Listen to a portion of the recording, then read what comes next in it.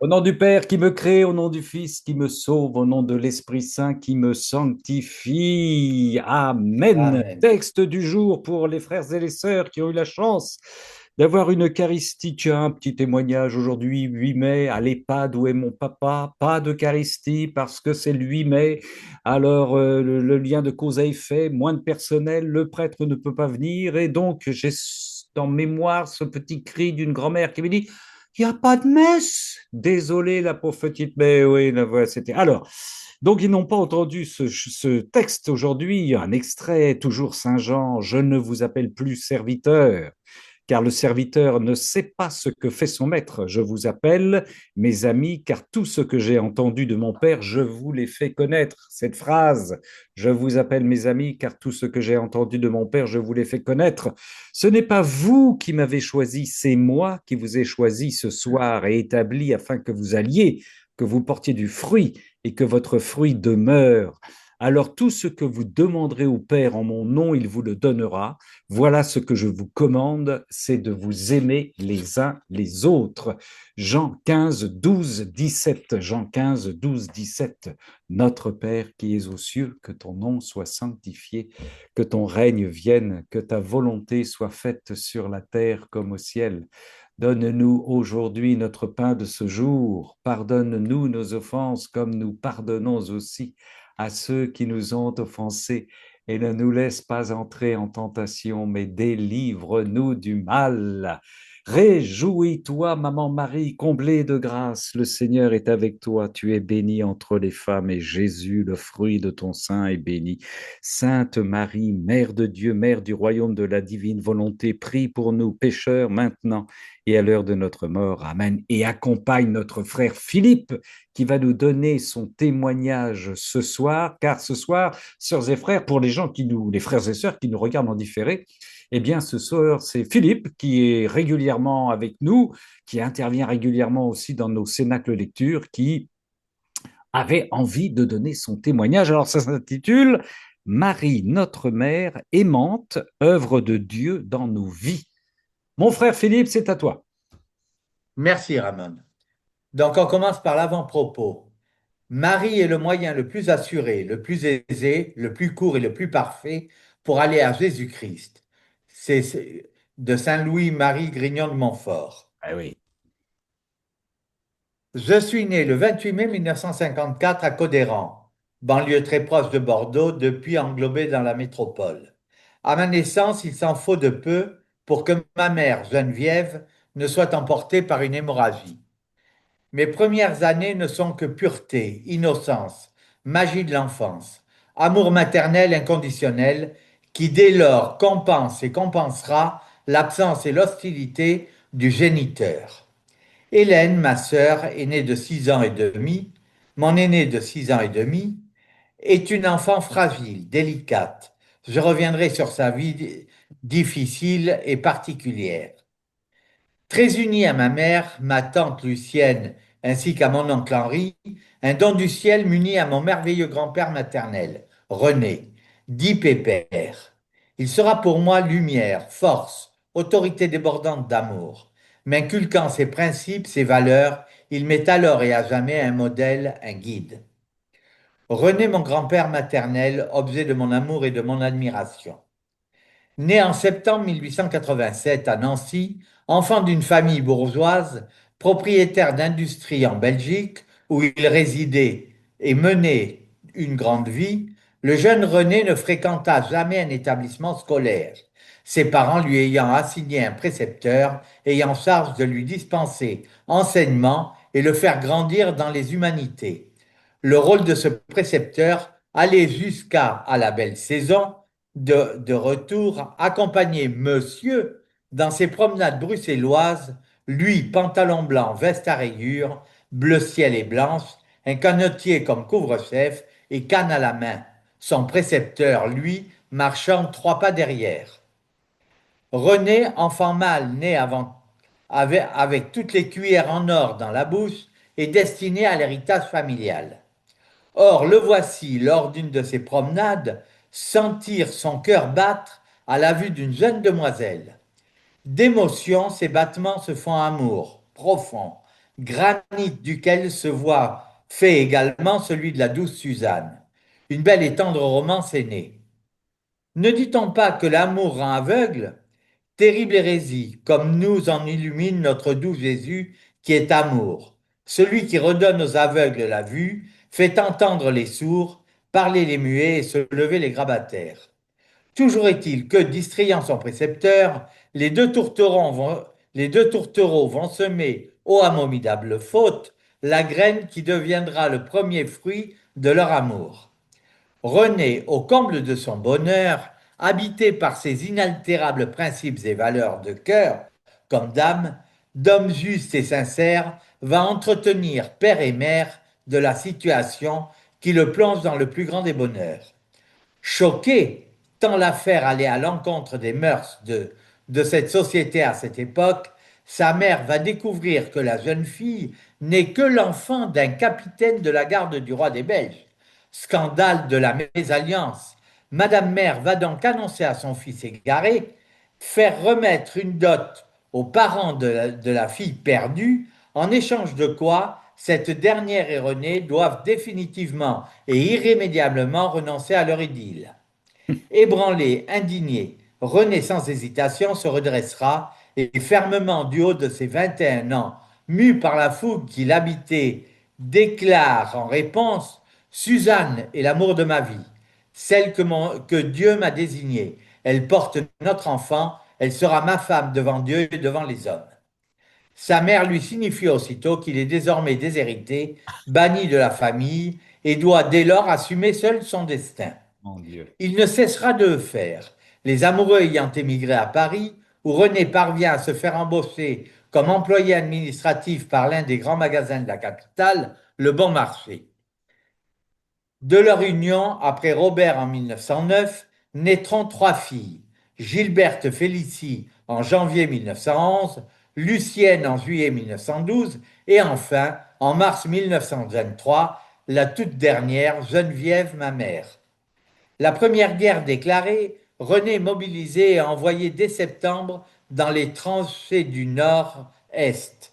En 1915, un obus le blesse grièvement et met fin au pèlerinage sur terre de son ami fidèle, ami d'enfance. Se trouvant à ses côtés, et dont René, que ses compagnons, extraits de ce trou où il est enseveli, découvrent la masse cérébrale sur l'une de ses cuisses. Sa blessure lui vaut hospitalisation, trépanation. Après un an passé dans l'établissement hospitalier, le capitaine de son régiment apporte à ce valeureux personnage son ordre de démobilisation, l'autorisant à retrouver son foyer et reprendre en main ses charges de chef de famille.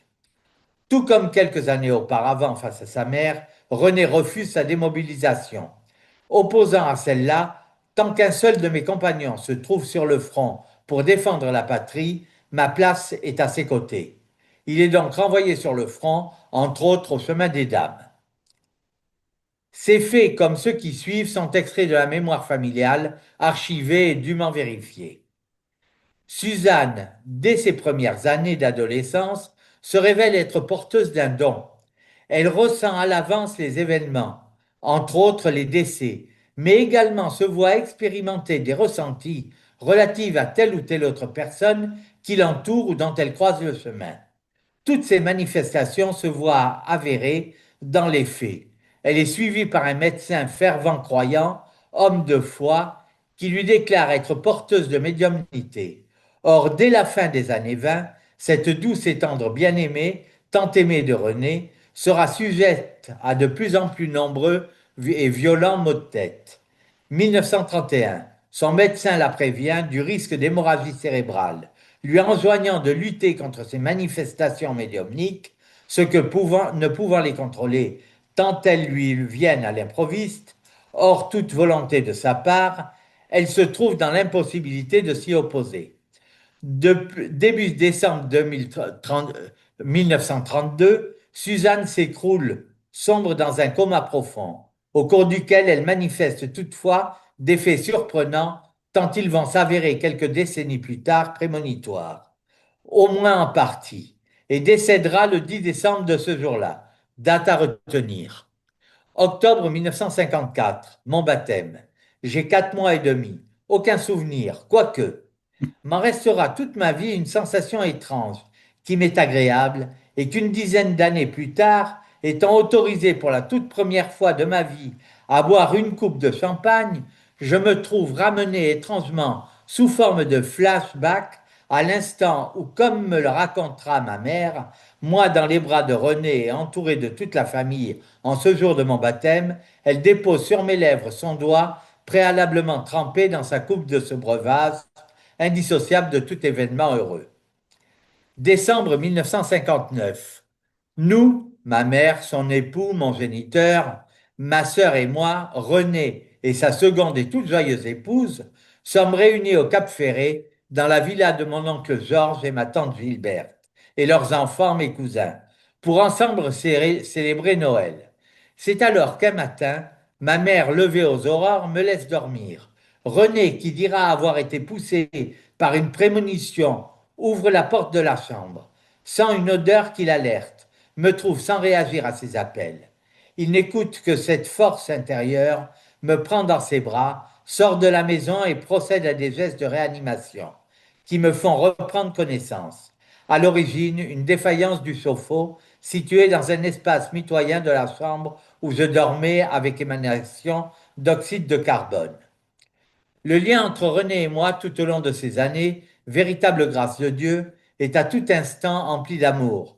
Moi éprouvant une véritable vénération pour cet homme en réponse à toutes les fleurs merveilleuses dont son cœur embellit mes jours, mes heures. René décède en avril 1964. Très curieusement et contre toute logique, mais qu'en est-il vraiment de notre logique humaine? Je n'éprouve, à bientôt 10 ans, aucun sentiment de peine, comme si rien ne venait de se passer. Je ne ressentirai jamais besoin, nécessité de me poser la moindre question à ce sujet.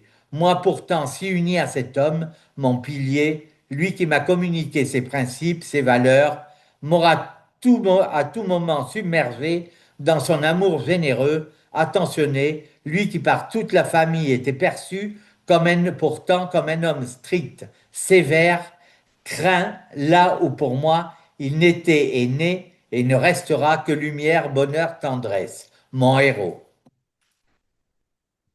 Merci Ramon pour la suggestion. Oui, merci, merci Seigneur pour notre sœur. Oh, Philippe. Juillet 1966. J'ai 12 ans. Comme chaque année, ma mère, ma sœur et moi, nous passons des vacances d'été à Mimizan.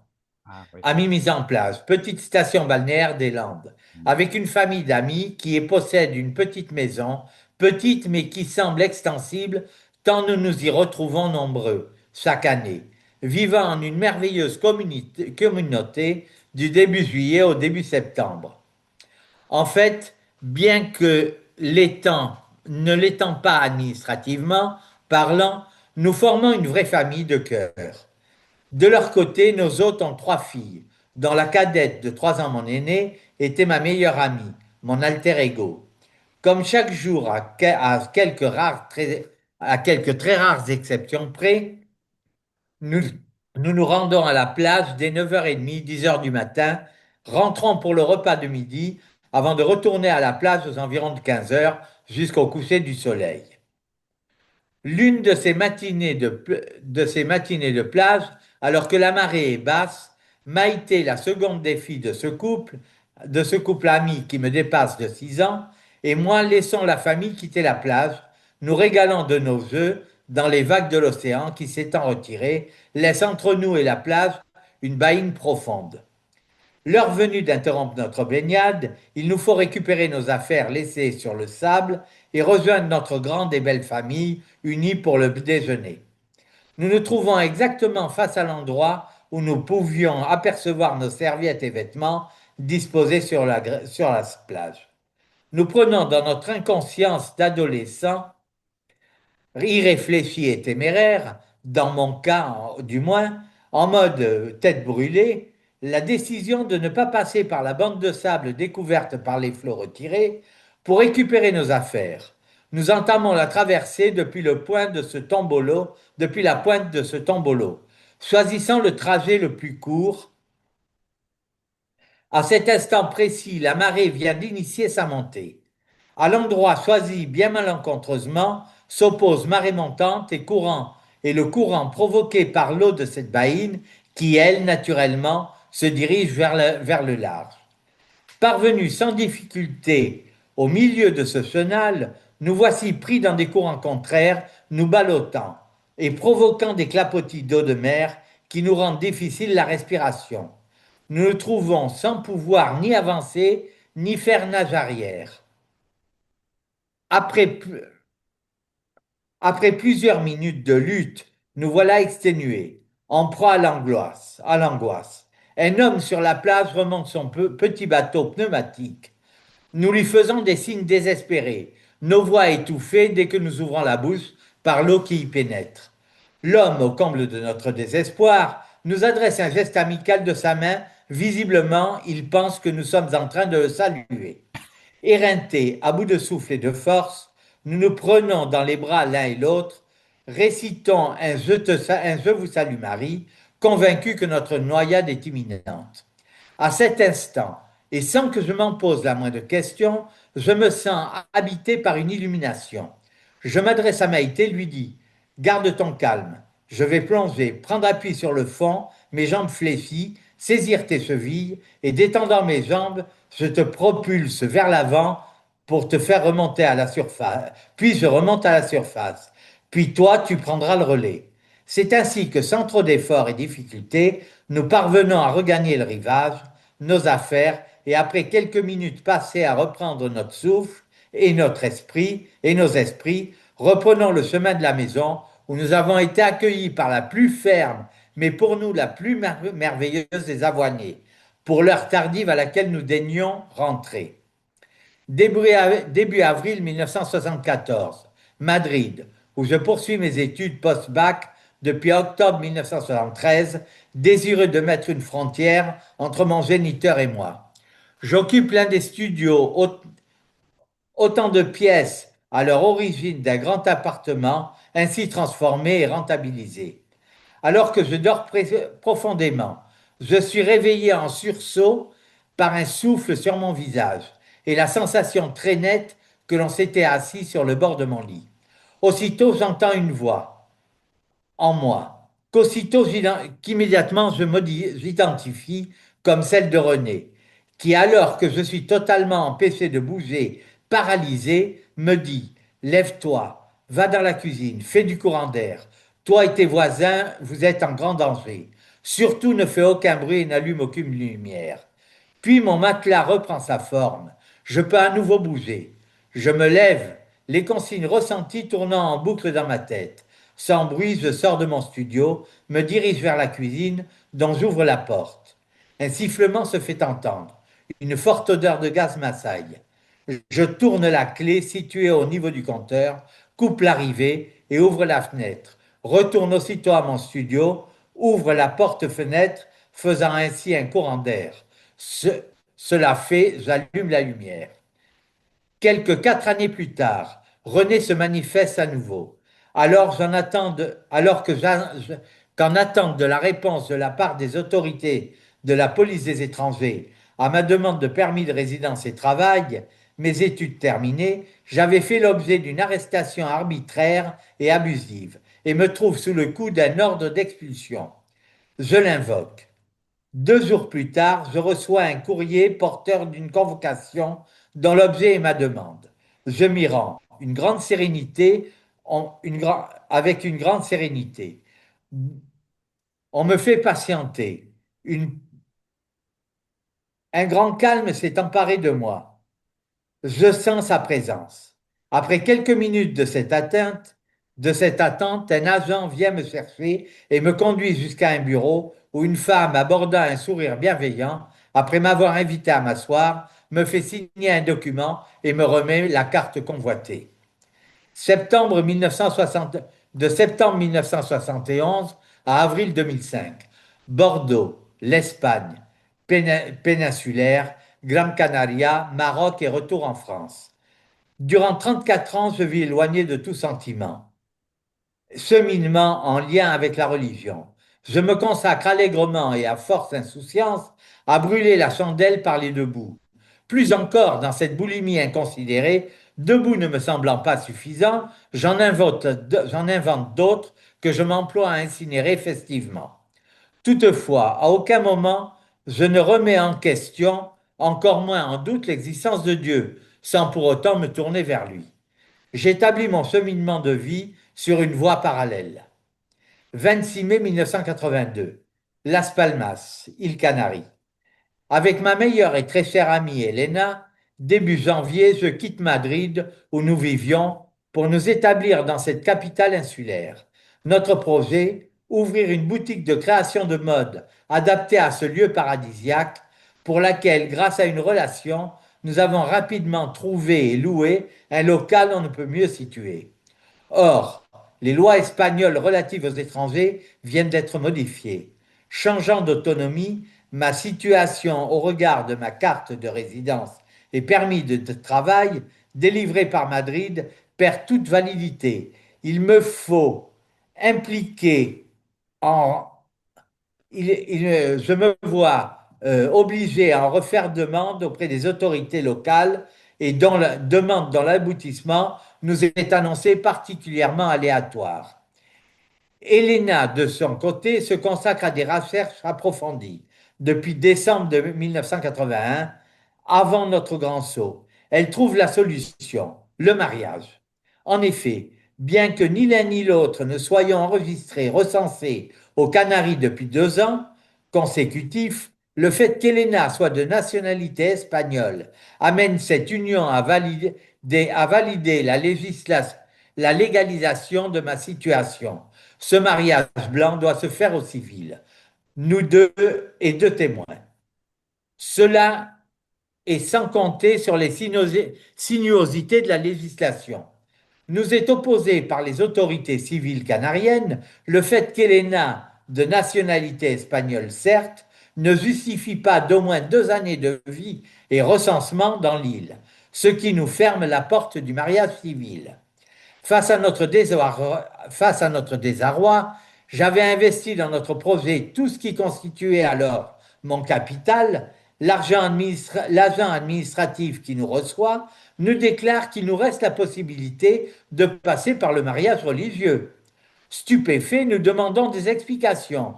Et voici ce que l'homme sait faire de mieux dans ses perversités. Les autorités religieuses espagnoles ne sont pas soumises à cette législation et donc nous ouvrent la possibilité de célébrer et enregistrer notre mariage à l'église, puis, cela fait, l'acte se voit transmis à l'autorité civile, laquelle valide notre mariage. Il sera donc célébré le 26 mai 1982 à l'église San Telmo de Las Palmas. Les parents d'Elena, qui demeurent à La Corogne, en Galicie, nord-ouest de l'Espagne, sont membres de l'Opus Dei, qui en Espagne est profondément ancré dans l'intégrisme catholique, s'étant illustré par ces exactions commises en soutien des 40 années de dictature de Franco. Afin qu'ils n'aient vent de ce mariage opportuniste, par la publication des bans, nous les informons de l'événement bien malgré nous. Présenter, cela va de soi, comme l'aboutissement d'un amour partagé réciproque. Est également informée ma mère qui, elle, est au fait de la situation. Les parents d'Elena, son frère et sa sœur, ainsi qu'une tante maternelle, ma mère accompagnée de Gilberte, l'une de ses sœurs, tout ce beau monde nous entoure ce 26 mai. D'un mariage en toute discrétion civile, nous voilà donc amenés à une cérémonie et festivités qui réuniront familles et amis, avec cérémonie religieuse dans toutes ses règles.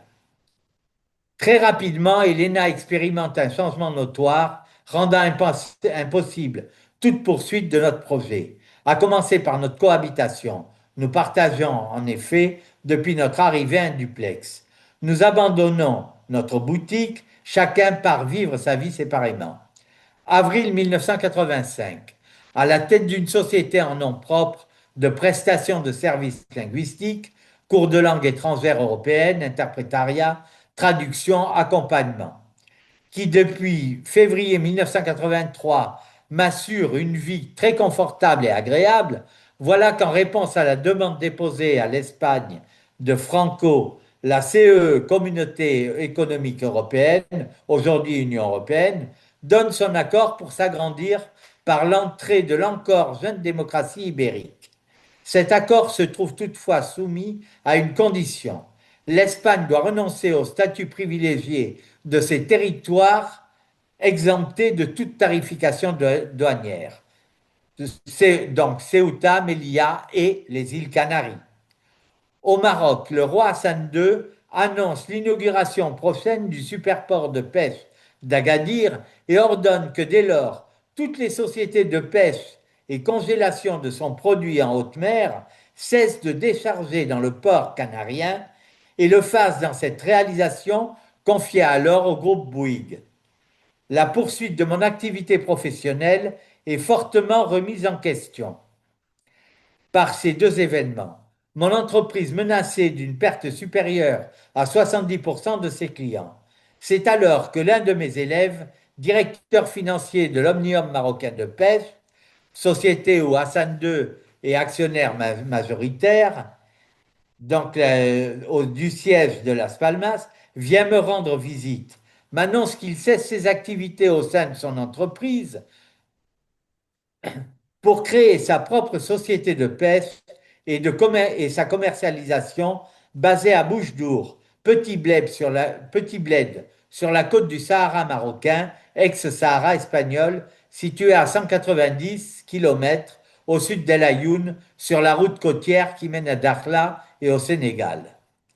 Village dépourvu à l'époque d'eau courante et d'électricité, et où les rues, dont une seule goudronnée, ne doivent à l'époque leur tracé que par la construction des maisons en ciment dont les fenêtres ne sont couverture. Il me propose la charge de lui ouvrir le marché espagnol, puis si possible français, et plus si affinité. Du poisson pêché là-bas, dont l'acheminement, du poisson frais, dont l'acheminement doit se faire par avion au départ de l'aéroport d'El Ayoun, atteint au moyen d'un camion frigo. Il me déclare voir en moi la personne tout indiquée pour cette mission. Le pari m'est assez fou. Pour en plus de l'incidence de l'accord de la CEE doublé de la décision du roi chérifien, prendre la décision qui me semble s'imposer.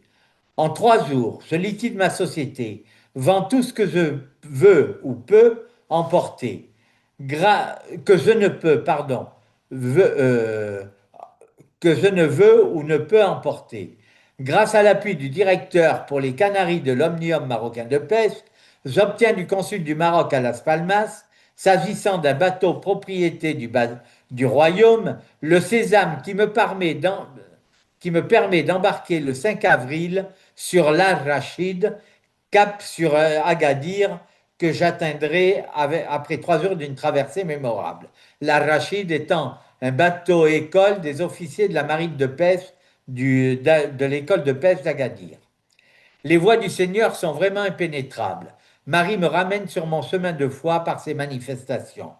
De retour en France en septembre 1987, ma vie poursuit son parcours dans la continuité du carpe diem, toujours aussi insouciant et incinérateur, de bouts de chandelle, entre périodes de chômage, contrats éphémères, arrêt prolongé de maladie, consécutif à une agression à l'arme blanche, qui me plonge dans des phases d'angoisse profonde et suivi par un psychologue durant plusieurs années. Mai 2000, victime d'un AVC, d'une erreur de, victime d'un AVC, d'une erreur de diagnostic, je suis hospitalisé au service neuro du CHU Pellegrin de Bordeaux. Je tombe en paraplégie, perte de la parole, transformée en légumes, perfusé, garni de toute gâterie artificielle, vessie, sonde d'alimentation et autres. Seule me reste la faculté de penser qui s'emballe. À la fin du second jour de ce calvaire, des ressentis m'envahissent. Je les suis, m'y soumets, plonge dans un processus de concentration totale. Subitement, mon corps se replie violemment, mon genou droit vient frapper mon menton, provoquant une plaie qui se met à saigner, dont je garde une légère cicatrice. La paraplégie devient hémiparésie. Je mets plusieurs mois cependant à recouvrer mon élocution. Avril 2005. Toujours éloigné de tout chemin de foi, un soir alors que je suis parti pour plusieurs heures de recherche via Internet, d'articles de loi sur les sites gouvernementaux, je reçois un appel de ma mère, laquelle est en proie à la détresse. Ma sœur Hélène, née le 10 décembre 1947, rappelez-vous notre grand-mère maternelle, porteuse du don de médiumnité, décède un 10 décembre, qui, suite à un traitement prescrit et administré à ma mère enceinte, va voir toute croissance cérébrale s'arrêter à l'âge de 8 ans. Elle manifeste dès ses 13 ans des signes médiumniques.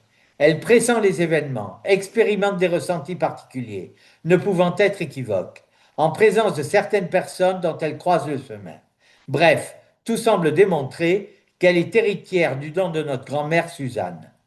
Conséquence du traitement administré à notre mère pendant sa grossesse. Tout ce qu'Hélène apprend jusqu'à ses 8 ans reste acquis. Le reste, sa boîte crânienne cessant de s'accroître, deviendra aléatoire.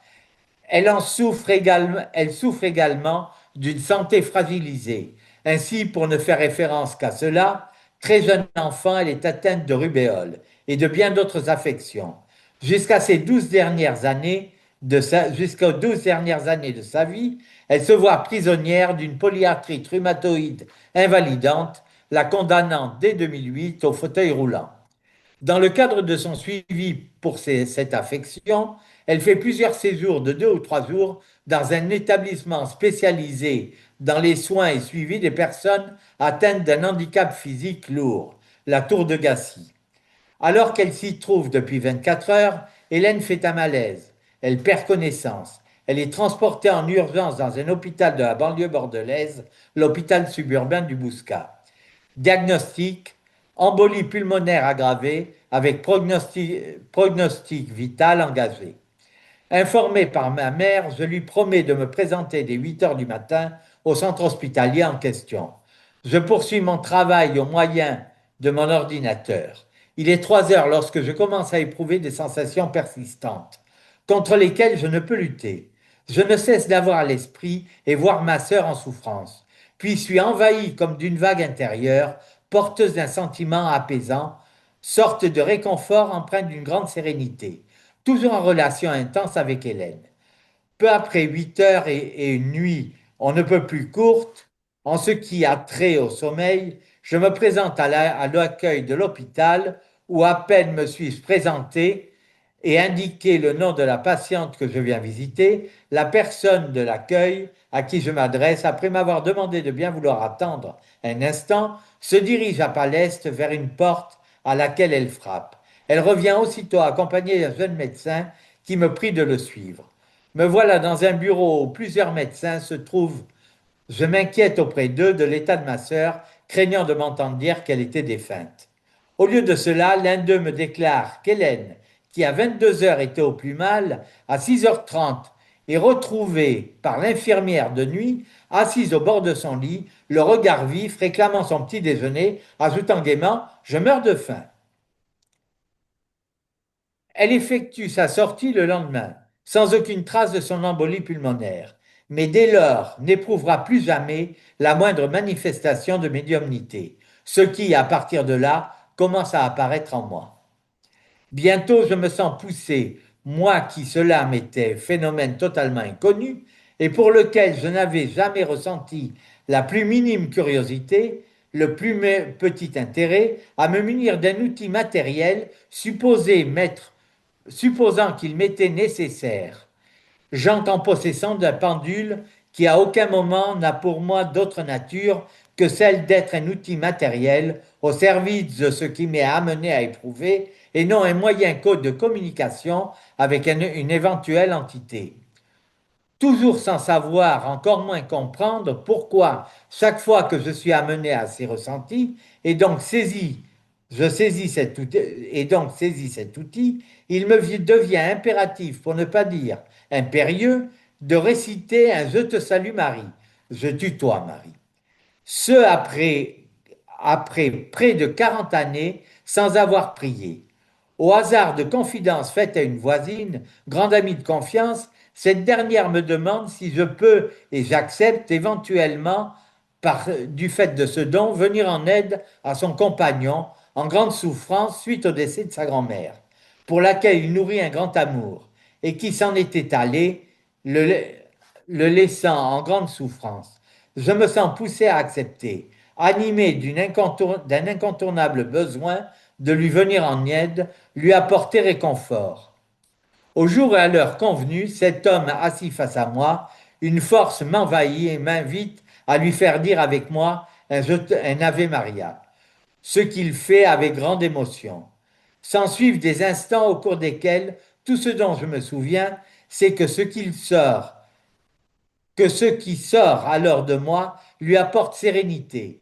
Il se détend. Au bout d'un moment, je ne ressens plus rien dont je puisse lui faire part. Il se lève, ressort de chez moi, m'adressant un sourire lumineux, totalement apaisé. Jamais plus il ne ressentira la moindre angoisse. Dans son œuvre, L'œuvre des anges, pardon, Giovanni Siena, grand ami de Saint Padre Pio, affirme appartient à la vision intellectuelle, celle où l'objet, le Christ, la Vierge, un ange, ou un saint, ou l'âme d'un défunt, est perçu par l'intellect sans intervention des sens externes ou internes. Dans ce cas, on ne voit rien, mais l'âme, comme disait Thérèse d'Avila, conçoit très clairement quel est l'objet qui se présente. Saint Jean de la Croix, parlant de la vision intellectuelle, dira qu'elle est plus claire et plus subtile que les autres. Elle demeure dans la mémoire longtemps, elle fait naître dans les âmes le calme, la lumière, une glorieuse allégresse, la suavité, la pureté, l'amour, l'inclination, l'élévation de l'Esprit de Dieu. Mars 2007. Craignant m'être trouvé des semaines précédentes confronté à des manifestations que je craignais être en rapport avec les forces des ténèbres, tant leurs apparitions me semblaient être en relation avec une personne au comportement particulièrement inquiétant, au contact de qui, de son fait, je m'étais trouvé, je prends attache avec l'archevêché de Bordeaux et obtiens un rendez-vous avec le prêtre exorciste du diocèse. Je suis reçu à la sacristie de la cathédrale de Bordeaux. Après pas loin d'une heure, je me vois rassuré, libéré de toute crainte. Aucun démon ne m'affecte. 2 ans plus tard, en proie à certains troubles, je renouvelle cette même démarche. Elle se conclura comme la première. Décembre 2008. Sans que je ne cherche davantage à m'en poser la moindre question, que lors, en 2005, de la manifestation du besoin d'un outil en accompagnement de l'extériorisation de mes ressentis, je cesse de moi-même tout recours au pendule, en oubliant tout naturellement et inconsciemment jusqu'à son existence, comme sa présence dans un des tiroirs d'un meuble enfoui sous de nombreux objets. Mettant de l'ordre dans ce tiroir, voici un mois, je l'aperçois et m'en défais. De retour à Bordeaux chez ma mère, âgée et quelque peu affaiblie, après une dernière et très malencontreuse étape d'activité professionnelle au Maroc, où m'avait muté un employeur que je découvre être connu de la justice, lequel cesse de virer mon salaire subitement, me spolie de tout ce que je possède, qui était gardé par ses siens, par ses soins, dans un local de sa propriété à côté de Bordeaux, et qu'il s'était engagé à m'apporter au moyen de ces 2 fourgons au Maroc, ce qu'il ne fait pas. Je traverse des semaines, des mois anxiogènes, contraint de lancer des procédures devant les tribunaux. Très curieusement, malgré les très douloureuses tensions m'attaquant, je suis habité d'une énergie qui, quels que soient les aléas, me permet de faire face, ne pas sombrer, me battre encore et encore. 9 avril 2012.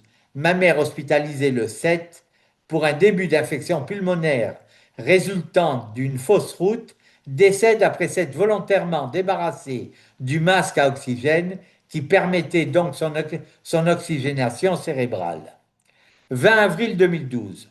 Je ressens en moi une incitation puissante de me rendre à Lourdes pour confier à Marie l'âme de ma mère défunte et l'annonce à ma sœur qui sans hésiter me dit vouloir m'y accompagner, ainsi que sa fille et l'époux de cette dernière. Une date ne cesse de résonner en mon esprit, le 10 mai. Nous prenons donc la route ce jeudi 10, en début d'après-midi, atteignant Lourdes peu après 16 heures. Info non anodine. De tout temps, j'éprouve un puissant sentiment antimilitaire, voyant dans une armée de guerre, de désolation et de mort. Dès l'approche de la zone du sanctuaire à Lourdes, à toute proximité duquel se trouve notre petit hôtel, partout des véhicules militaires rendent la circulation difficile. Des hommes en uniforme envahissant les trottoirs. Un grand malaise s'empare de moi. Mon cœur se met à battre la chamade. J'en ai jusqu'à des sueurs froides. Je parviens à trouver une place réservée aux porteurs de la carte VIG-GIC sur un parking municipal situé juste en dessous de notre hôtel, dont la propriétaire, qui avait tissé des liens avec ma mère d'amitié, me voyant s'alarme de mon état. Je lui fais part de ce qui me trouble. Là, la voilà secouée par un fou rire qui me stupéfie. Elle reprend son sérieux et me dit, cher Philippe, si tu ne veux pas voir à Lourdes des militaires, ne viens pas en plein PMI. Ne sachant à quoi elle fait alors référence, je l'interroge à ce sujet. Elle me dit juste, ce soir, avant de dormir, va faire un tour du côté du Pont-Vieux et observe. Je suis, pardon, je suis la recommandation. Noyé dans une masse dense d'uniformes, interpellations et chants à qui mieux mieux en langue de différents pays, je vois sortir d'une petite épicerie deux légionnaires français au physique impressionnant, tenant par les épaules un jeune saint syrien tout fluet dans sa superbe et impeccable tenue d'apparat. Entre ces deux armoires ultra bodybuildées, il ressemble à un petit fétu de paille. L'un des légionnaires porte sur son épaule droite un carton aux couleurs de Heineken. Son bras en saisit une petite bouteille de bière qu'il décapsule d'un geste animal entre ses dents, puis tout en adressant, à l'instar de son compagnon d'armes, un, rega- un regard, un regard incroyablement amical, tendre à ce frêle enfant de la si prestigieuse école militaire, le fait biberonner. Je suis décontenancé. Demeure une bonne heure totalement subjuguée par les scènes pour moi incroyables qui se déroulent sous mes yeux. Je rentre à l'hôtel, une voix résonne en moi. Ces armées que tu qualifiais d'armées de guerre, désastre et de mort sont des armées de paix. Depuis chaque année, je me rends le troisième jeudi de mai à Lourdes pour y vivre le PMI. Avril 2018. Ayant obtenu le transfert à mon nom du bail de l'appartement de ma mère, défunte, j'y demeure. Fin avril 2017, très activement engagé dans la campagne de l'élection présidentielle, je me lie d'amitié avec un compagnon, Brice, jeune ressortissant béninois. En octobre, je lui propose la chambre de ma mère, devenue chambre d'invité. Commence alors une sympathique coexistence, nous forme, sous forme de colocation. Je découvre que mon jeune compagnon est issu d'une famille profondément dévouée à Marie, notre mère, celle-là même dont depuis 2005 je ressens si souvent la présence et le besoin de recourir à elle. Brice, suivant un stage, je prépare les repas que nous prenons ensemble. Petit déjeuner et dîner le soir. Véritables instants consacrés à nous raconter, nous ouvrir l'un à l'autre. Brice emplit notre quotidien de ses grands éclats de rire. Un soir de ce mois d'avril, je lui annonce notre dîner terminé, que je dois m'atteler à des recherches de textes de loi sur les sites internet gouvernementaux. La tâche s'avère longue et délicate. Je prends congé de lui, rejoins mon PC. Brice, lui, se dirige vers sa chambre. L'une des particularités de mon ami africain est d'avoir un sommeil de plomb de 8 heures, durant lesquelles je doute qu'un tremblement de terre eût pu le réveiller. Afin de me tenir compagnie, j'allume la télé, volume au minimum, sur la chaîne France 2. histoire de sentir une compagnie. Le téléviseur est situé entre les deux pièces attenantes, le salon où je me trouve et la salle à manger, dont Brice vient de débarrasser la table. J'y dépose la télécommande. Assis donc devant mon clavier et mon écran, à 2 mètres du boîtier, me voici affairé des 23 heures. Soudain, je me sens envahi des sensations éprouvées lorsqu'avant une intervention chirurgicale, l'anesthésie initie ses effets. Il est 2h25. Ma tête se met à être la proie d'un tourbillon incontrôlable, puis le grand noir. Je m'effondre sans aucune notion du temps passé inconscient. Je sors de ma torpeur. Quelque chose se fait présent en moi. Pas vraiment une voix, mais plutôt une pensée sonore, mais silencieuse. Tout interne, fermement lancinante, mais empreinte d'une incroyable douceur et bienveillance. Viens me rejoindre, je t'y attends. La sensation est si forte que la crainte que quelqu'un se soit introduit dans le logement s'empare de moi et se trouve à mon côté, grande peur. Il ne peut en effet s'agir de Brice, que je sais dormir à point fermé. Totalement extrait de ma torpeur, je suis sidéré par ce que j'entends, en provenance de la télé. Il est question de Fatima, de la troisième apparition, des trois petits bergers, des annonces que Marie leur fait. Je me tourne vers mon téléviseur et là, n'en crois pas mes yeux. Il ne diffuse pas un programme de France 2, mais de la chaîne TMC Découverte. La télécommande toujours là où je l'avais déposée, quelques minutes, quelques heures auparavant. Totalement étourdi, déstabilisé, j'éteins mon ordinateur, mon téléviseur et me mets au lit. Il est 3h30 passées. À 8 heures, comme à son habitude, Brice sort de la salle d'eau et me rejoint. Notre petit déjeuner disposé sur la table. Me voyant, le voilà s'écriant. Ben mon vieux, la nuit semble avoir été courte, hein? Quelle tête! Qu'il conclut par son habituel éclat de rire. Je lui raconte en détail les événements de la nuit, toujours profondément perturbé. Mon colocataire, inhabituellement sérieux, mais toujours avec des accents de grande légèreté, me lance. Ah, ce n'est que ça qui te perturbe. C'est clair, elle te demande d'aller la rejoindre. Ne te pose aucune question et va à Fatima où elle t'attend. Loin de dissiper mon trouble, je reste encore plus déstabilisé, en plein surréalisme. Le temps passant, cet événement oublié, me voici un après-midi de la mi-juin où j'effectue des recherches sur la toile, quand subitement la page dont j'extrais les informations recherchées disparaît, l'écran se met au noir, se rallume et affiche une page sans aucun rapport avec celle de mes recherches. Page du site booking.com en grand, hébergement à Fatima. Comme poussé par une force s'en saisissant, ma main prend ma souris, dont le curseur va ouvrir un menu déroulant. Premier établissement de la liste qui apparaît, Fatima Lounge Guest House. Je clique dessus. Tarif affiché, je réserve pour 4 nuitées. Entre le 12 juillet, entrée le 12 juillet, sortie le 16. De Fatima, je n'avais que la certitude qu'elle se trouvait quelque part au Portugal. J'ai recours aux itinéraires Internet et découvre qu'entre Bordeaux et ma destination, située à une centaine de kilomètres au nord de Lisbonne, la distance avoisine les 1200 kilomètres. Ma route passant par Salamanque, je détermine y faire une étape nuit. Je fixe donc mon départ au 11 juillet à 11 heures, atteignant Salamanque vers 20 heures.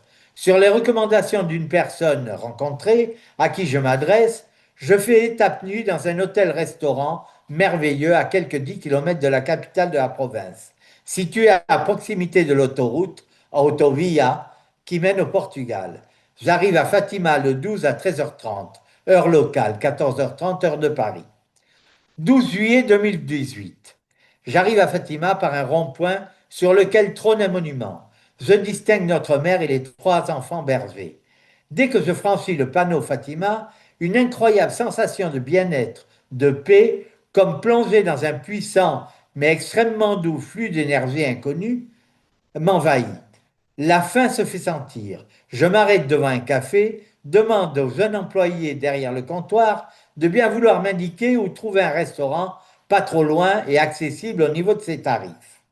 Il m'indique de la façon la plus insipide un établissement qu'il me dit avoir ouvert quelques mois auparavant, ajoutant nonchalamment, je le cite, les gens disent que c'est bien. Se trouvant à quelques mètres de là, je m'y rends, y pénètre. À mon entrée, je suis accueilli par un homme dont l'abord et le sourire sont empreints d'une merveilleuse chaleur humaine et grande bienveillance. Il gère mon repas, compose lui-même mon menu, de l'entrée au dessert. M'étant régalé, je me lève de table et me dirige vers le comptoir où se trouve l'espace caisse. Le décou- je découvre que mon hôte si merveilleux étant avec son associé l'incroyable chef de ce restaurant gastronomique, le propriétaire, le propriétaire. Je tends ma carte Visa, redoutant le montant dont elle va être débitée. Tout en tendant le ticket, Tout en me tendant le ticket de transaction, Gilles m'annonce 12,50 €. Craignant ne pas avoir bien entendu, je le prie de bien vouloir répéter, non pas une, mais deux fois, à l'issue de laquelle, me laissant pantois, il me demande sans sourciller si cela me paraît abusif. Sans douter, sans douter, ma réponse, bien au contraire, illumine son visage d'un généreux sourire. Je m'inquiète auprès de lui d'où se trouve mon hébergement, ainsi que toute info relative au sanctuaire et surtout les horaires. Il m'indique que je suis logé à quelques 30 mètres de là, sur le même trottoir, puis m'invite à revenir vers 15h15, se proposant à me servir de guide, me priant juste de bien vouloir à la fin le laisser devant chez lui. Après l'Office du tourisme, nous voilà au sanctuaire, au bureau d'information. Là, une religieuse âgée, parlant fort bien le français, se réjouit de mon choix d'arriver le 12.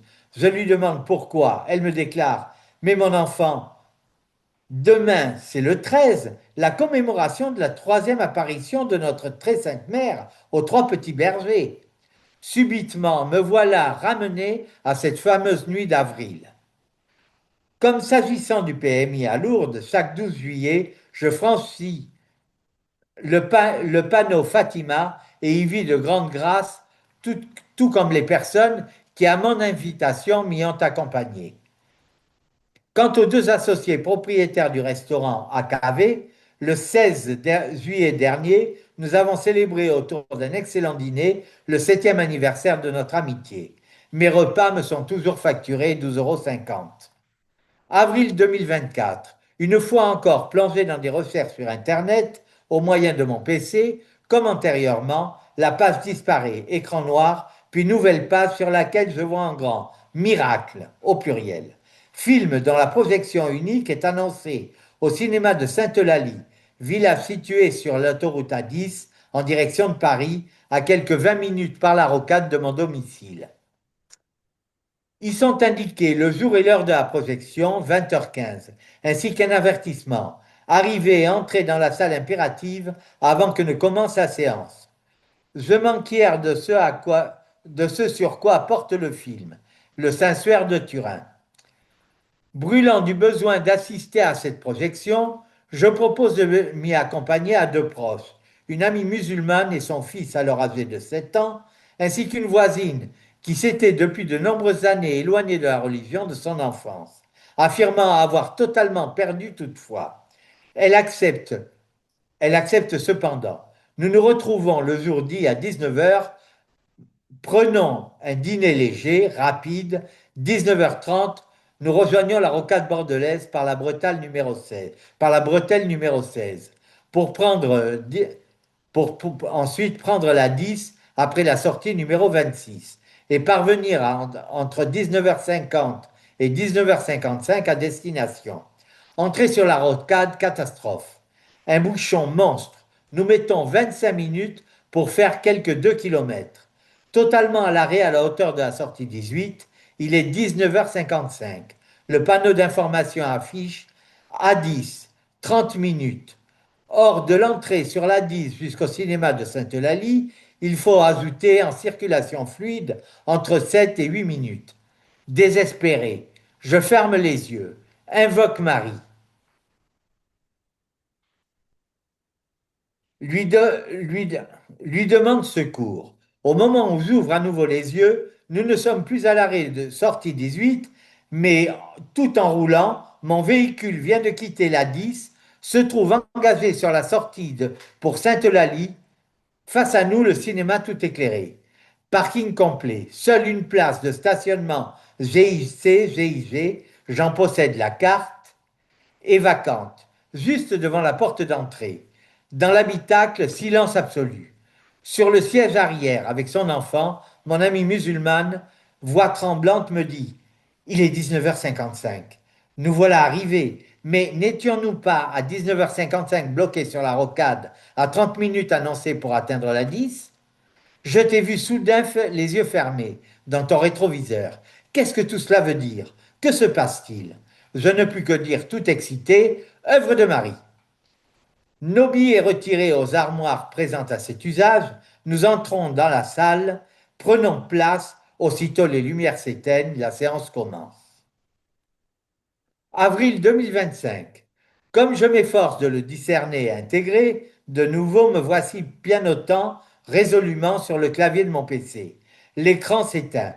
Une page s'ouvre. Un titre en grand caractère. Belle calligraphie. La vraie vie en Dieu. À droite, le portrait fascinant d'un homme dont le regard m'hypnotise. Il s'agit de Jésus. Je ne peux détourner mes yeux des siens. Impression de subjugation absolue dans laquelle c'était comme, dans laquelle c'était comme si je n'étais plus moi ou en moi. Irrésistible besoin d'en savoir plus. Un clic sur un lien présent, je découvre la présentation de l'œuvre pourtant portant ce nom que Jésus lui-même lui donne, faisant d'une certaine Vassula Raiden sa missionnaire, aujourd'hui envoyée, aujourd'hui envoyée agir par le monde entier pour l'unité de l'Église. Pour une seule date de Pâques au moyen de conférences. Pleinement motivé par Marie, je me sens en devoir d'établir le contact en recherchant les coordonnées des éditions du Parvis, éditant les livres de Vassula, dont les deux tomes de la vraie vie en Dieu que je commande à dont les deux tomes de la vraie vie en Dieu que je commande à cet instant. Par cette maison d'édition, mon projet est, par son intermédiaire, également de joindre cette mystique missionnaire. Moins d'une semaine plus tard, je suis contacté par le site tlig.org. Après un échange, me parvient un second mail, émis celui-là par Yola Bessara, présidente de l'association La Vraie Vie en Dieu, France. Information reçue, je participe à mon premier Zoom de mardi soir avec l'un des groupes de prière. Très vite, des liens se tissent. Je m'épanouis au contact de nombre de mes sœurs et frères, prends des initiatives, me sens poussé à l'évangélisation, en étroite liaison avec Yola et d'autres devenus êtres très chers à mon cœur. L'une de ses sœurs, Myriam, au début de l'automne 2025, m'envoie un message par WhatsApp. Elle m'invite à découvrir la divine volonté de Luisa Picaretta. Je suis sa proposition de participer à mon premier cénacle au moyen du lien communiqué qui me permet d'y accéder. La suite, mes premiers pas parmi vous, vous les connaissez. Novembre 2025. Alors que je suis seul, comme toujours depuis des années, chez moi, une soirée de ce mois où la nature a initié sa descente en hibernation, je ressens le besoin de m'isoler, me rapprocher de Marie. Tant depuis plusieurs jours, je suis saisi d'une crainte, d'un doute me consumant, que le miracle de la téléportation d'avril 2024 ne suffisait pas à dissiper. Et si tout cela n'était que fruit de mon imagination, manifestation schizophrénique? Je me plonge dans un profond recueillement, dans un silence absolu. Un Je te salue Marie me vient tout naturellement.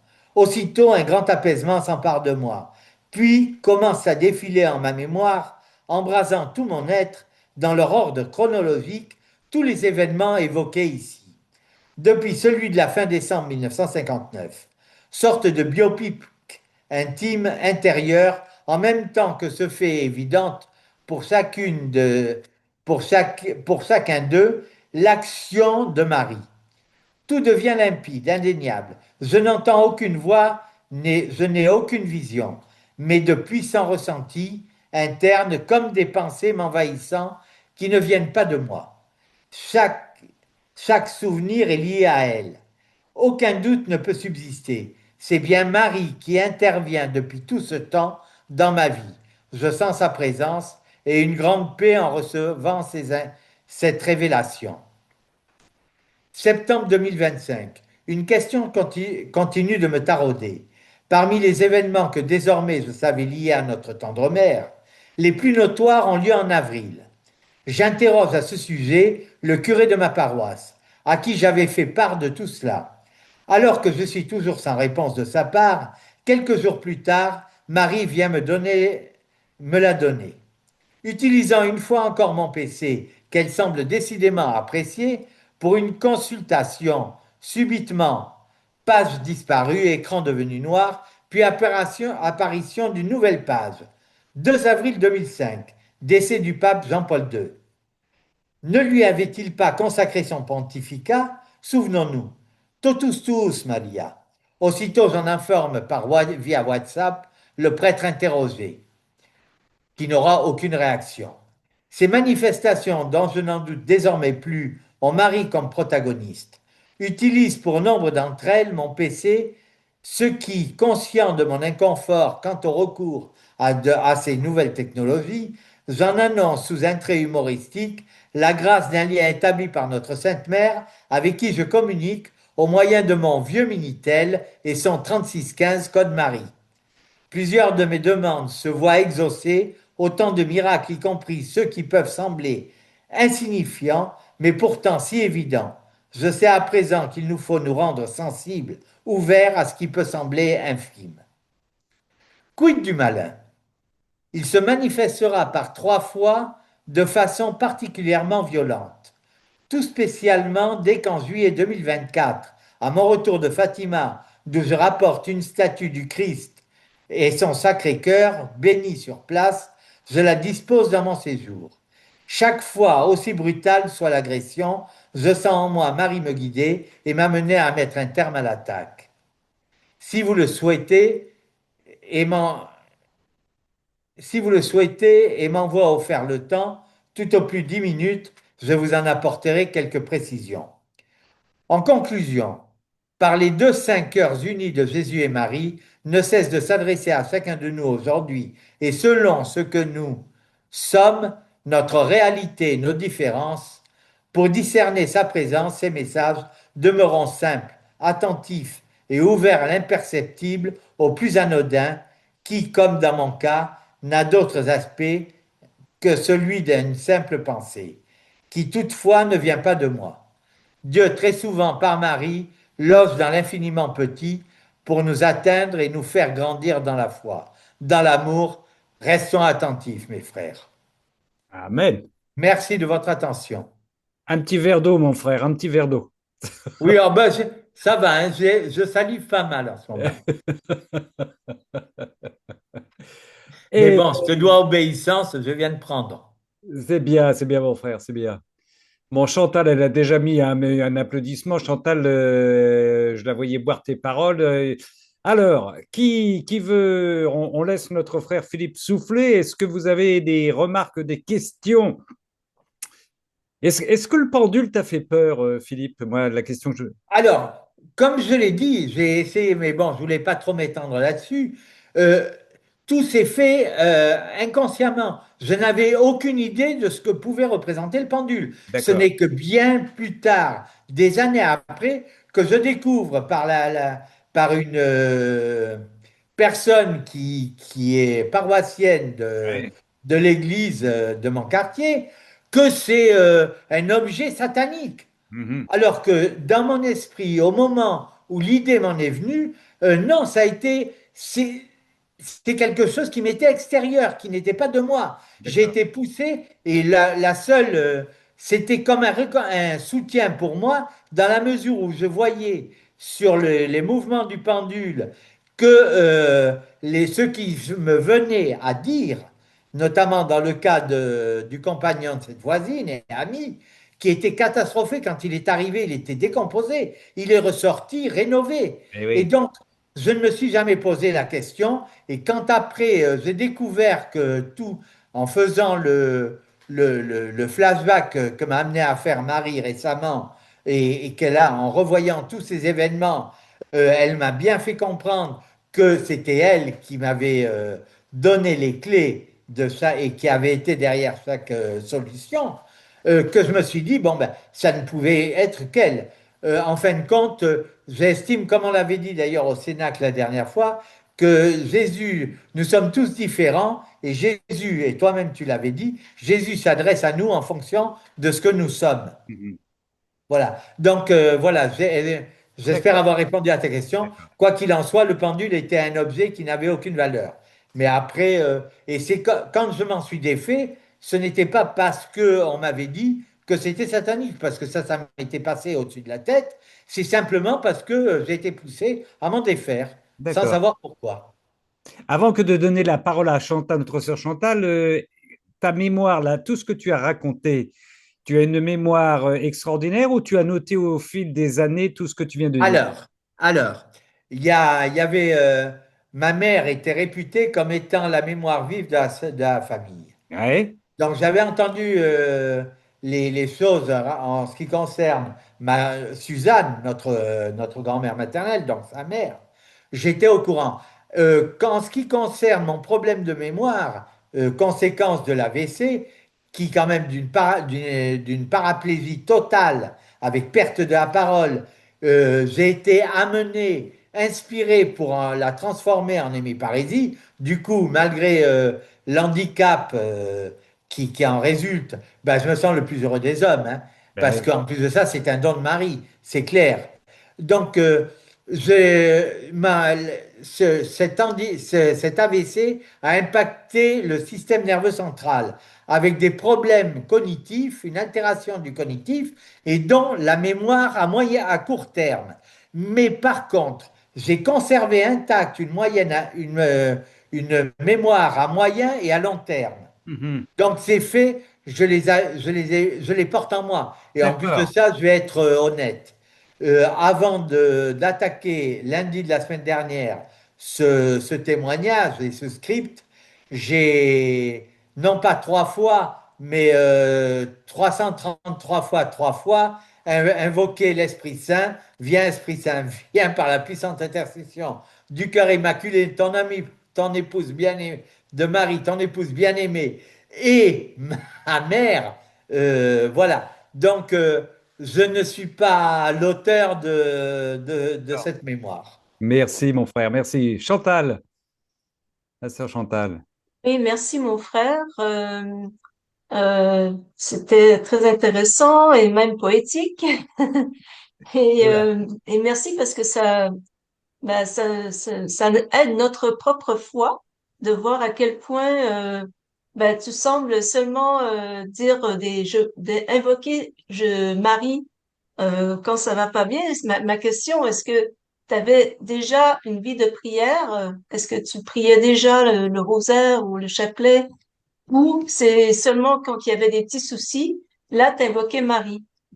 Jamais, jamais. J'ai passé une quarantaine d'années de ma vie en dehors de tout, comme je l'ai précisé. Ce n'est pas que je brûlais la chandelle par les deux bouts, mais debout n'étant pas suffisant, dans mon euphorie et dans mon délire de brûler la vie, je m'inventais des bouts de chandelle pour les brûler. Et donc, pour moi, par contre, je n'ai jamais, comme je l'ai précisé, je n'ai jamais mis en doute l'existence de Dieu. Pour moi, c'est simplement que je vivais sur une voie parallèle à la religion. C'est tout. Et par contre, alors là, je tiens à te remercier pour ce que tu as dit, Chantal, quand le but de ce témoignage, pourquoi je voulais, pour la première fois de ma vie d'ailleurs, hein, c'est une première, et crois-moi que j'avais besoin de l'extérioriser, parce que mon objet dans tout cela, c'est pas d'attirer l'attention sur moi, c'est simplement de dire si moi, ce que je raconte, c'est ce qui m'est arrivé, ce que me donne Marie, eh bien, n'importe qui peut le vivre. Et donc, n'hésitez pas, si vous avez des troubles, laissez-la travailler. Et alors, par contre, je vais me permettre de rajouter un petit point. Tu étais peut-être là quand je l'ai dit. Ce matin, il s'est passé quelque chose d'extraordinaire. D'habitude, depuis 2 semaines, j'avais un sommeil très limité, alors que pour que je sois bien, pour que je me sente équilibré et en pleine forme, il me faut mais entre 7 et 8 heures de sommeil chaque nuit. Or là, depuis 2 semaines, je me réveillais en pleine nuit à 2 reprises pour aller aux toilettes. J'ai impossible de me rendormir. Toute la journée, les yeux dans les chaussettes. Et là, tout d'un coup, hier soir, je me suis couché en pensant très fort à ce témoignage, en disant, mon Dieu, pourvu que je dorme bien, dans quel état vais-je être demain soir? Et là, tout d'un coup, à minuit et demi, je suis allé au lit, gérer. Alors, depuis 2005, là, j'ai repris mes Ave Maria, comme je l'ai dit, hein. Et bon, mais je la tutoie, hein, parce que moi, je tutoie ma mère, je tutoie les gens dont je tiens à être proche. Quand je vous vois, c'est plutôt va des rétro Satanas, si tu vois ce que je veux dire. C'est garde tes distances. Et donc là, tout d'un coup, je me couche et c'est très curieux parce que tout en dormant, j'étais convaincu que j'avais un sommeil extrêmement profond. Tout d'un coup, je me réveille avec une sensation comme si quelque chose m'habitait et je vois intérieurement Jésus le, mais exact, et Jésus avec la tête bien droite, un regard lumineux avec une intensité incroyable, les deux bras tendus, les deux paumes de la main orientées vers moi. Il ne parlait pas, mais tout d'un coup, dans ce rayon qui sortait de son regard, un apaisement, un bien-être, une merveille. Une merveille. J'étais en lévitation là, hein, dans mon lit. Et donc, tout d'un coup, je regarde l'heure, 8h10. Oh, parce que c'est génial, j'ai presque dormi mes 8 heures. Et tout d'un coup, j'avais à peine pensé ça, que je n'ai plus la sensation de la présence de Jésus. Je me rendors, mais comme une pierre, comme si on m'avait fiché un coup de gourdin derrière la tête. Je me réveille, je regarde l'heure, il était 10h15. Et là, tout d'un coup, je me remets le souvenir de ce qui s'était passé à 8h10 me revient, et je dis non, mais mon pauvre garçon, il faut que tu te calmes là. Tu es en pleine paranoïa, tu es schizophrène. Je dis, ce que tu as vu, tu t'es mis à penser à la statue que tu as ramenée de Fatima en juillet dernier, qui est effectivement, je vais te la montrer.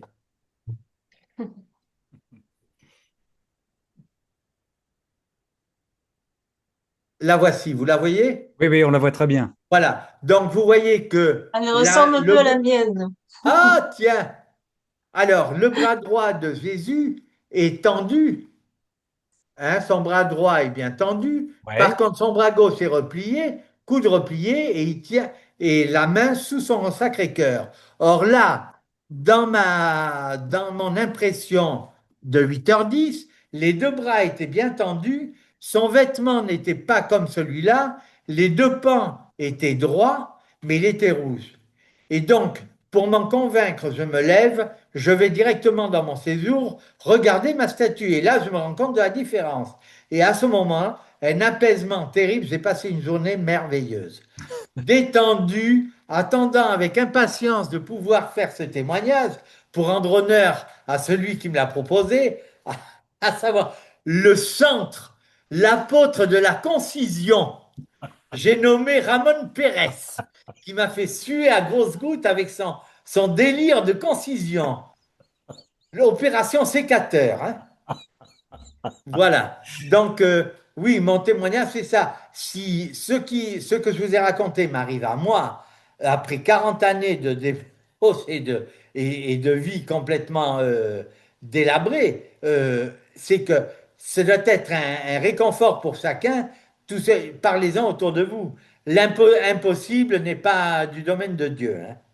Alors, Philippe, j'ai une autre version, une autre analyse. Je vais me faire l'avocat du diable.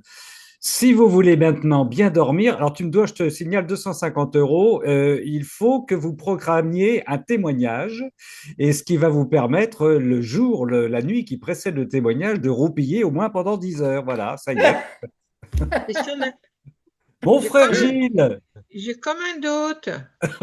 Donc, Mon frère Gilles. oui, j'ai été un petit peu, ça m'interroge un peu. C'est plutôt l'histoire aussi quand tu es allé au cinéma voir le film Ah oui, Miracle. ah bah oui. Alors, après, tu passes tout de suite à autre chose, mais les personnes qui étaient avec toi à voir le film et toi-même, est-ce que ça a au moins témoigné? Est-ce que ça fait quelque chose, ce film-là? Parce Ah qu'il ben, parle de sensuel, je il peux parle te de la dire, alors, PMA, je peux te dire que ma voisine, donc, qui elle avait été baptisée, elle avait fait sa communion donc française, elle a été prise de panique. Elle ne veut plus en parler au cas où. C'est le film de Barnerias, hein? Oui, oui, miracle au Oui, pluriel. oui, oui. Oui, oui, oui, qui est projeté, mais ce sont des projections éphémères. C'est juste Oui, oui. un non, soir, une et d'ailleurs, projection. ce qui est bien, c'est que ça s'adresse, lui, il veut que ça s'adresse justement à des personnes qui ne croient Oui. pas déjà. Ah ben c'est sûr. Du reste, à la sortie du film, quand une fois la projection terminée, nous nous sommes retrouvés avec une famille et le père de famille. Alors il y avait le père, la mère et trois gosses, dont l'aîné devait avoir 14, 15 ans et le plus petit, la plus petite, c'était une fille, elle devait avoir 6, 7 ans. Et donc le père me dit, c'est incroyable, qu'est-ce que vous en avez pensé? Ah ben, je dis, c'est très édifiant, hein. Je dis vraiment, et ça éclaire sur tout ce qu'on a pu dire auparavant de ce fameux Saint-Suaire. Il me dit, ben, écoutez, je vais vous faire une confession. Moi, j'étais agnostique. Je ne voulais pas entendre parler ni de Dieu, je n'y croyais pas. Il me dit, mais là, vous savez ce que je vais vous dire? Eh bien, demain, je vais dans une église, je vais voir un prêtre pour voir si je peux être baptisé. Donc, tu vois un peu l'impact qu'a ce film, hein. Hmm. Mais ma voisine, elle, non, non, au contraire, elle s'est renfermée sur elle-même et depuis, elle m'adresse plus la parole, hein. On n'a plus aucune relation. Ah bon? Non, non, juste dans le meilleur des cas, quand on se croise, elle me dit bonjour.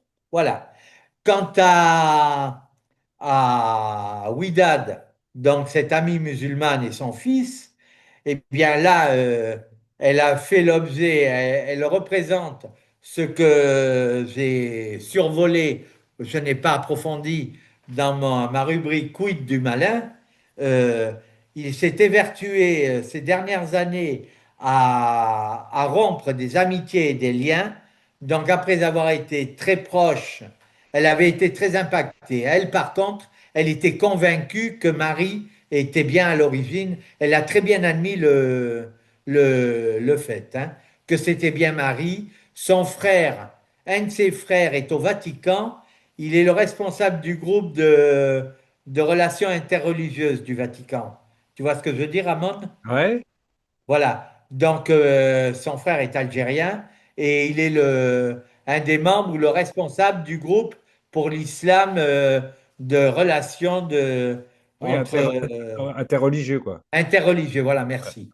Et donc, voilà. Quant aux manifestations du malin, les trois plus violentes, et alors c'est très curieux parce que elles ont eu lieu à partir du moment où j'ai installé chez moi, j'ai la statue de Jésus que je vous ai montrée et son Sacré-Cœur. Mhm. Alors, y a-t-il une relation qu'il a foutue en rogne à cet abruti congénital et qui a voulu à tout prix me casser la baraque? Mais bon, il n'y est pas arrivé. Par contre, je peux vous l'avouer, j'ai eu 3 fois depuis 2024 la frayeur de ma vie où je me suis rendu compte que face à moi, à ma table, j'avais devant moi des personnes possédées. Dont une dont les yeux, un gars dont les yeux sont devenus rouges, mais complètement rouges, qui s'est mis à proférer à mon encontre des obscénités, mais des propos absolument atroces et auquel j'ai mis un terme simplement en disant Ave Maria Purissima et en faisant le signe de croix. Et là, comme par hasard, son téléphone a sonné dans sa poche. C'était l'aide personnelle d'un voisin paraplégique que j'avais invité pour partager avec moi le repas du premier de l'an. Et donc, lui, comme il peut pas, il a besoin d'une personne pour le faire manger, donc c'était son aide personnelle. Et donc, ce gars, quand son téléphone sonne, là, il arrête de m'insulter et de vociférer comme il le faisait. Et tout d'un coup, il nous dit, oh, je suis désolé, je suis obligé de vous quitter parce qu'une personne dont s'occupe l'association vient d'avoir un malaise et mon collègue qui devait s'occuper de cette personne n'a pas pu y aller. On me demande d'aller le remplacer comme par hasard. La deuxième fois, c'était mon petit-neveu, quelques 2 mois après que je l'ai amené à Fatima, où il a bénéficié de toute une série de grâces hallucinantes dont il avait convenu. Et tout d'un coup, qui se me prend à m'envoyer des obscénités à la figure, à des propos incohérents. Et donc là, j'ai tout de suite compris. Là aussi, c'est pareil, j'ai coupé court de la même façon. Et la dernière fois, c'était il y a quelques mois, une personne qui avait invité une amie avec qui je partage mes repas le dimanche. Et donc, elle m'avait dit, je me suis permis d'inviter cette personne. Tu verras, c'est une grande croyante. Elle fait plein de choses, plein d'activités. Elle a fondé une association pour Marie, etc. Et cette femme, pendant 2 heures à table, va me harceler, mais c'était un harcèlement hallucinant en essayant, parce qu'elle me faisait, cette amie, donc Raymonde, lui avait parlé de mes expériences, ce que je vous ai raconté dans mon témoignage.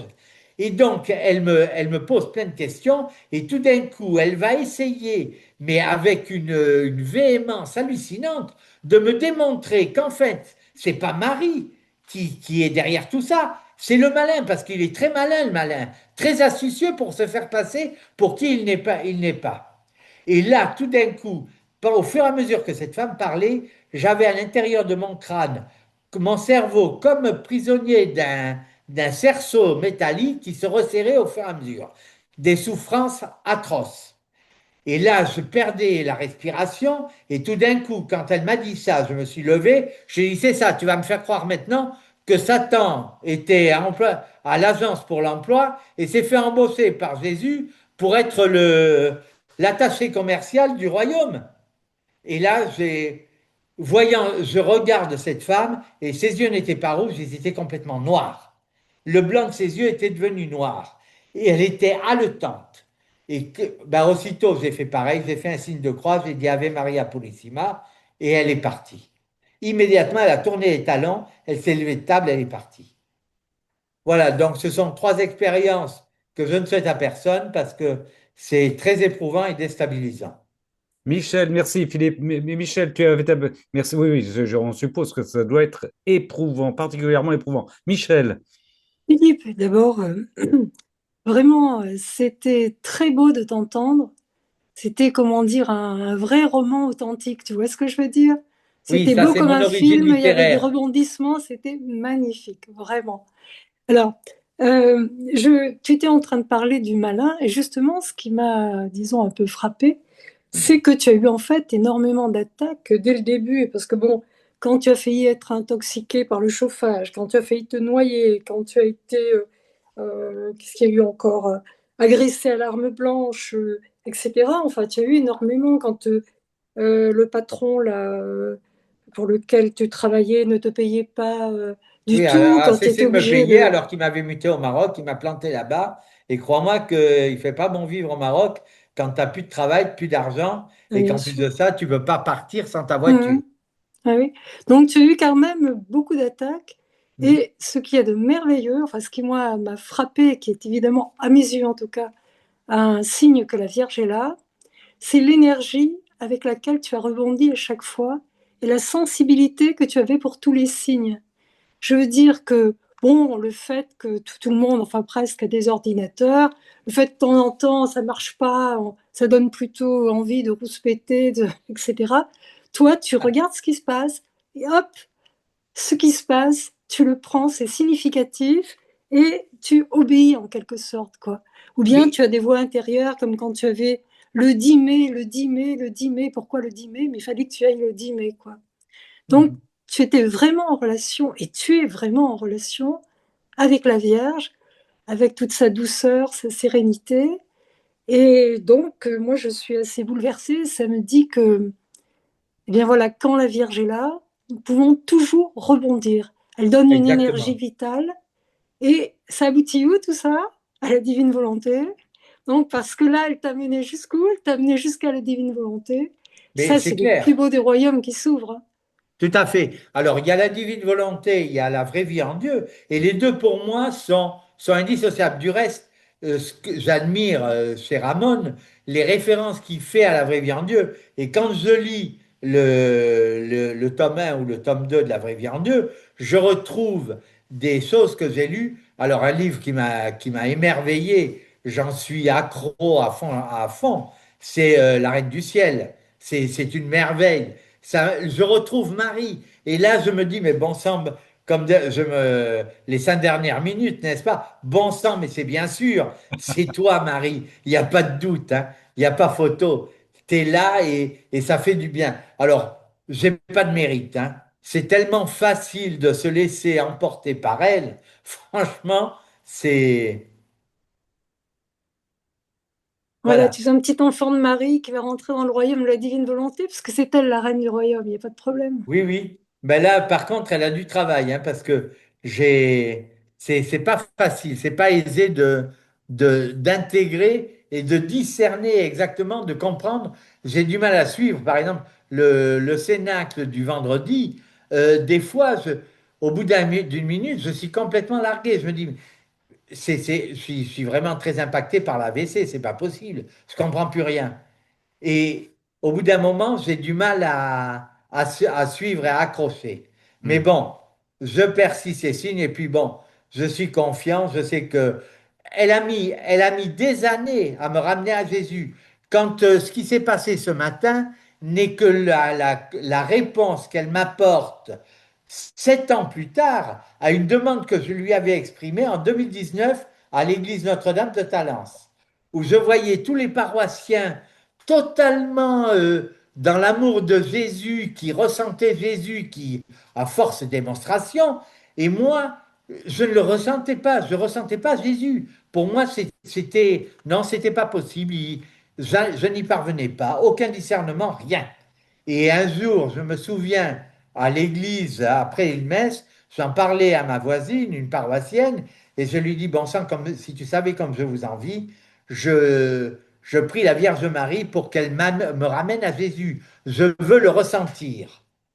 Eh bien, ce matin à 8h10, je l'ai ressenti. Et là, ça ne pouvait pas être autre chose qu'aujourd'hui, alors que je m'étais couché en me disant, mon Dieu, pourvu que je sois à la hauteur pour affronter ce témoignage. Parce que ce témoignage, c'est quand même une sacrée mise à nu. Oui, Gloire à Dieu. gloire à Dieu, oui, tout à fait. Exactement. Merci, mon frère Philippe. Merci Non, infiniment. non, merci à vous de m'avoir encouragé à le faire et de m'y avoir conduit. Merci, Marie. Merci, Vierge Marie. Exactement. Tiens, j'en profite pendant qu'on respire, vous dire que c'était la première fois où j'étais en bilocution parce que j'étais sur le site en même temps que cette soirée, sur le site au Croux Savé avec Jade pour un cénacle intitulé, et ça te rejoint Philippe, La Vierge Marie, reine du royaume de la divine volonté. Donc il vient de se terminer. Il vient de se terminer. Si vous avez envie de le voir, ben vous allez sur Au Croux Savé, vous laissez en plus vos commentaires. La Vierge Marie, reine du royaume de la divine volonté. Comme quoi, notre Marie ne nous quitte pas en ce moment pendant le mois de mai. Tu Elle est vas très bien dormir, présente. tu vas bien dormir, mon frère Philippe, ce soir. Ah là, oui. Enfin, j'espère. J'espère, mais oui, oui, oui, il n'y a pas de problème. Est-ce que quelqu'un veut intervenir une fois de plus avant que nous séparions ou nous en restons là? Je regarde les petites mains. En attendant, ben écoutez, moi je prends le psaume du jour après avoir pris un extrait du texte de l'Évangile, le psaume du jour, psaume 56. Eh, ça va bien avec ce que nous a dit Philippe en plus. Mon cœur est prêt, mon Dieu, mon cœur est prêt. Je veux chanter, jouer des hymnes. Éveille-toi, ma gloire. Éveillez-vous, harpe sitar, que j'éveille l'aurore. Je te rendrai grâce parmi les peuples, Seigneur, et jouerai mes hymnes en tout pays. Ton amour est plus grand que les cieux, ta vérité plus haute que les nues. Dieu, lève-toi sur les cieux, que ta gloire domine la terre. Dieu, lève-toi sur les cieux, que ta gloire domine la terre. Je te rendrai grâce parmi les peuples, Seigneur. Psaume 56, 57. Voilà, frères et sœurs. Juste une chose, Ramon, Oui, si tu mon me frère. permets. Vas-y, vas-y. S'il en est parmi vous qui, parce que bon, je reconnais que dans cet énoncé chronologique, il y a plusieurs dates. S'il en est parmi vous qui souhaitent recevoir le script, je viens de vous mettre sur le chat mon adresse mail et mon numéro de téléphone WhatsApp. Vous n'avez qu'à vous m'adresser une petite demande et je vous l'enverrai volontiers. Bien, Voilà. très bien. Ma sœur Chantal, tu as remis ta petite main jaune. Merci Philippe. Oui, ben, en fait, ça me rappelle aussi certains événements que j'ai moi-même vécus et j'ai l'impression que le Seigneur savait déjà qui serait dans la divine volonté. Donc, toutes les fois peut-être où on aurait pu être en danger, bah, il nous a protégés, le Seigneur et la Vierge Marie, évidemment. Et ben, même chose, ben, moi, je l'ai pas attribué à la Vierge Marie ou au Seigneur à ce moment-là, mais en tout cas, à 3 ou 4 reprises, j'aurais pu être vraiment en danger. Et finalement, ben, ça s'est bien passé. Donc, ouais, effectivement, je pense que le Seigneur nous protégeait déjà, j'ai l'impression, parce qu'il savait qu'on serait dans la divine volonté, Oui. on cheminerait dans la divine volonté. Oui. Alors ça, je peux te le confirmer, ma sœur Chantal, c'est pas moi qui vais raconter ma vie ce soir, mais j'ai compris après coup à combien de reprises, alors que j'aurais pu ne plus être là, j'étais protégé pour arriver à la... Ça, c'est clair et net.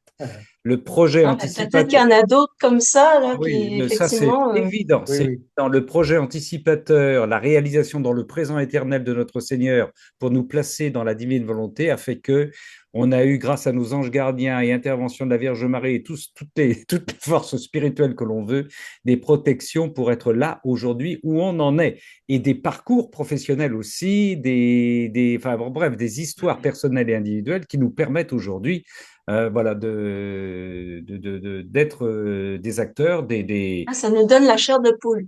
Oui, oui, mais c'est C'est clair, vrai que c'est c'est évident. déstabilisant et comme c'est tellement en dehors de toute logique et surtout alors là à des années-lumière de tout rationalisme, Oui, ça nous échappe.